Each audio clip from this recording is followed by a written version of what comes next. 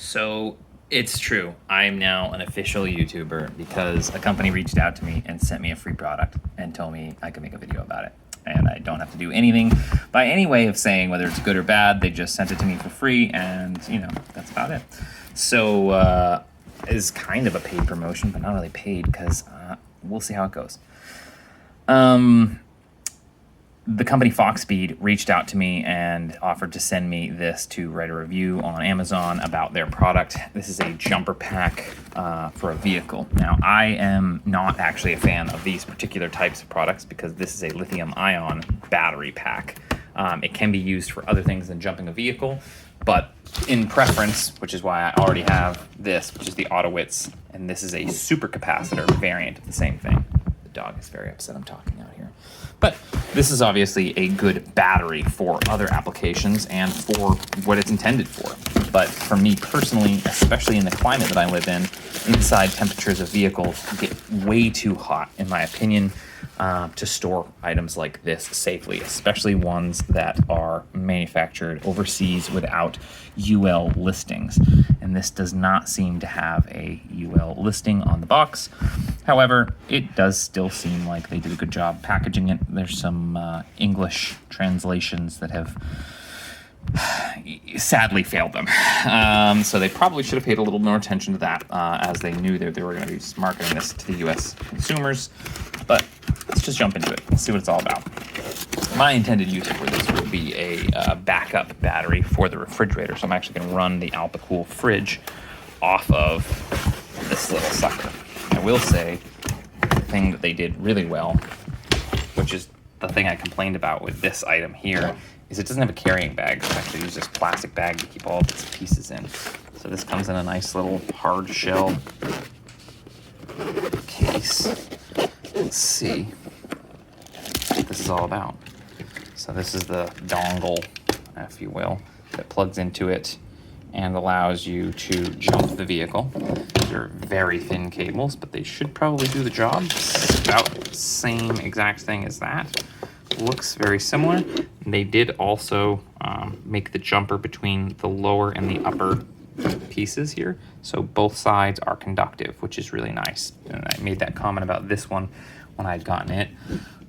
Some of these don't have this jumper, so the connection point where this lead comes in is only touching one side of this. So as you gap it over it, if this side here closest to me doesn't make contact with a point where it can push charge through, then obviously it doesn't work. It comes with the USB wall charger piece. It says don't use any other adapter for it, which seems silly since it's through the USB protocol, but we'll listen to them for now. It does take what looks like USB-C, so that is very nice. I actually really appreciate that. And this is the piece that I need for it because that's what I intend to use it for. These are the instructions and some getting started things that nobody ever reads, let's be honest.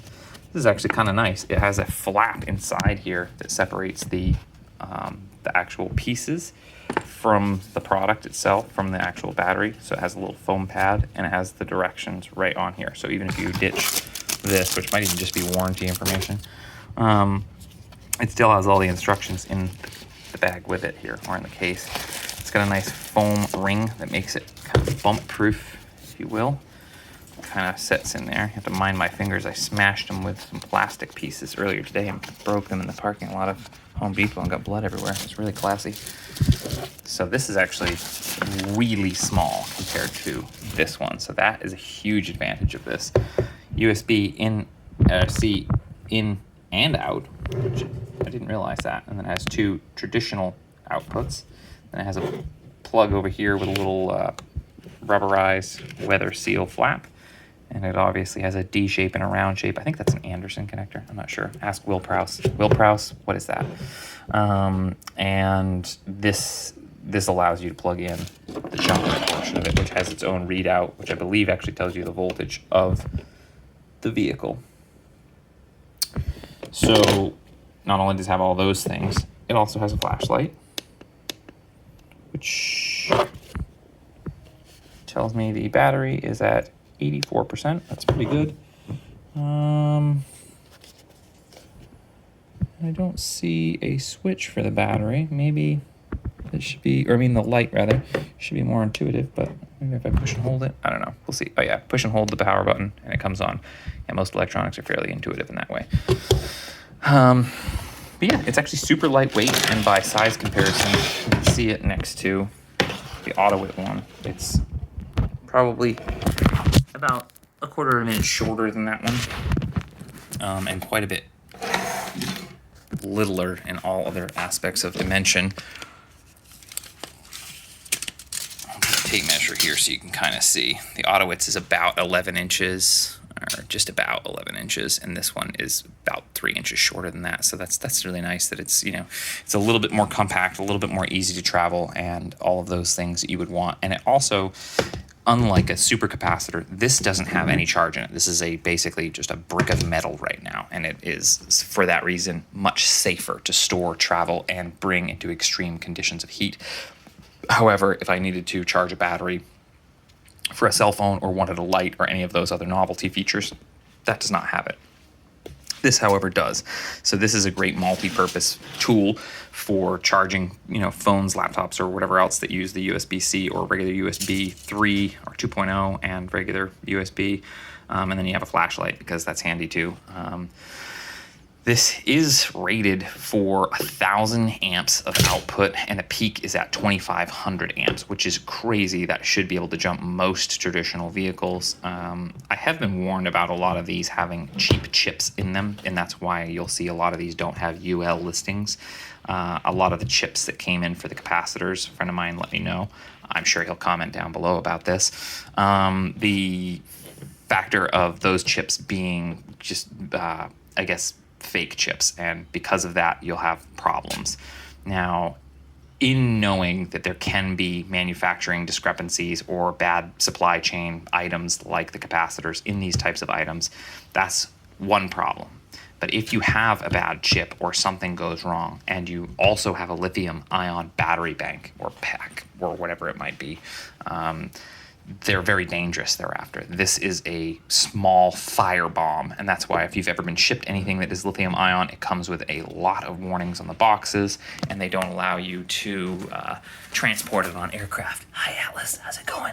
He's sad. He doesn't want me to be doing this. He's like, this review is terrible. You probably shouldn't be reviewing stuff for companies, but here I am. They sent it to me. What am I supposed to do?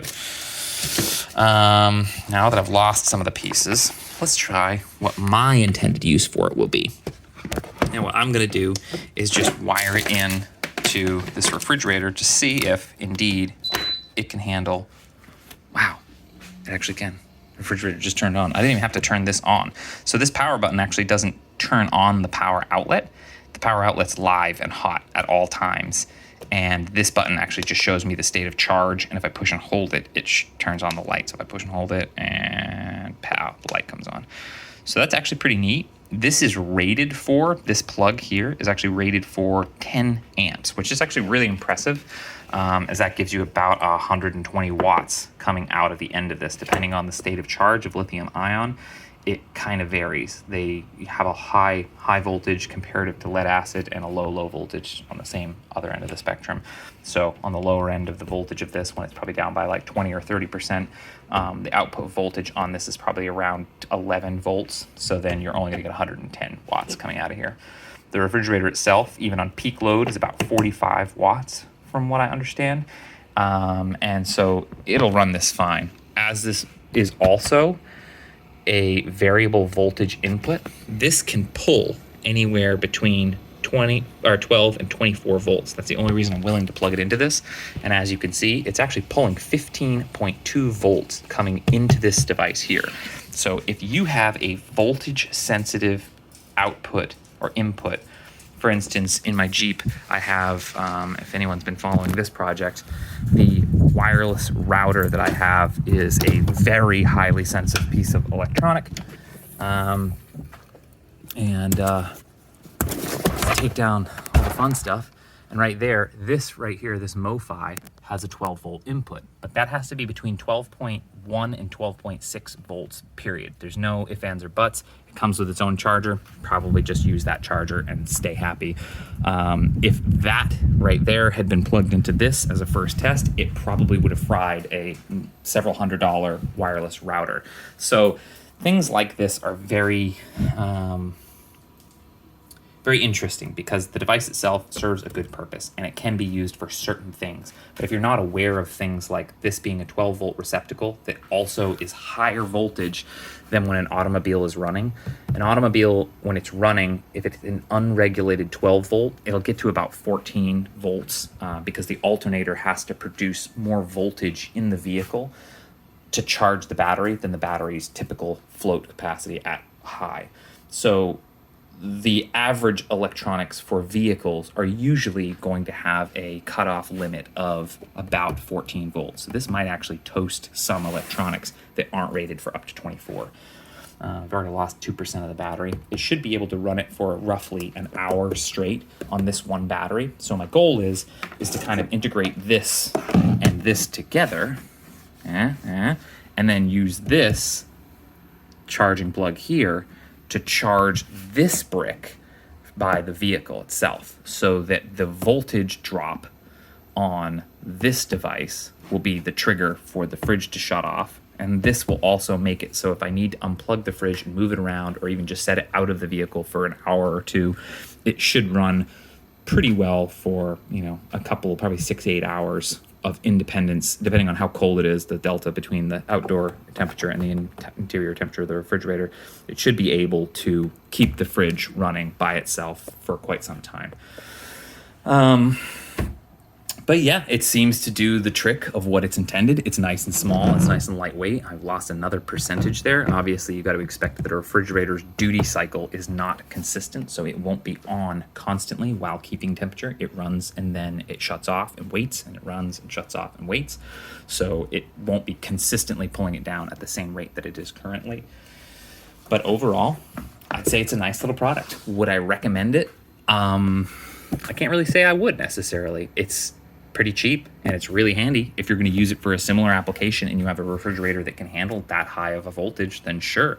But I would be very skeptical about using this receptacle for anything that doesn't allow anywhere between 12 and 24 volts, that doesn't have its own smart disconnects for both high voltage and low voltage.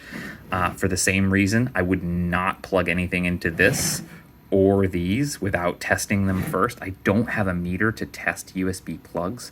So for me, I wouldn't test my, $700 or $800 cell phone plugging into this to see if it can fry the battery because it's not regulated. But otherwise, it should be able to jump a vehicle as it's intended. It should be able to run devices much like this refrigerator as intended. I'm sure that the USB protocol has its own built-in kind of chip regulation on the actual plugs themselves. So I'm sure it's fairly safe, all things considered. But yeah, it seems like a nice little device. If you can get it on a good deal on Amazon, I would, grab one if you need an emergency thing. Just be aware that you shouldn't leave these in a vehicle during the summertime. Never leave these in exposed sunlight for extended periods of time, especially during warmer seasons. Lithium ions have a high tendency of expansion, and then they can have runaway voltage problems where they actually can just blow up. Basically, they expand and then pop and then light on fire, and it's terrifying. Samsung had a good run with that with it was one of the Note phones that they made. It was blowing up on airplanes and stuff. But yeah, it's nice. It's small. It has really, really nice box that it comes in. It has all of the plugs that come with it. It seems to be like a very nice device. I would definitely say if you're in the market for something like this should suffice. If you're in the market for something that has regulated outputs, I would not say that this is your device. But having a flashlight, having a jumper, and having a battery bank just on hand is always handy. I would definitely say in a preference match for me, this is my kind of jumper because I can leave this in my vehicle permanently and not have to worry about it ever. It doesn't ever have to have any charge in it, and I could still jump a vehicle, and that's its one purpose. But if you're looking for a multi-purpose device, this guy might just be the one for you. Look at that, 75. Dropped a whole degree inside that refrigerator. Seems to be running fine, and now I have a truly portable refrigerator because it can run right off that battery. Let me know if you've tried one of these products or had them blow up or had any problems, or if you know about the regulation of these voltages as they come out. I probably could plug some plugs in there and do some testing with a multimeter, but I didn't, so sorry about that. But all things considered, it should be able to jump a fairly large engine, 77 watt-hours worth of energy, and it has a 12-volt, 10-amp DC output. But again, this is not regulated, so it's going to be a little bit higher than that. It's still running at 14.5 volts. Let me know what you think.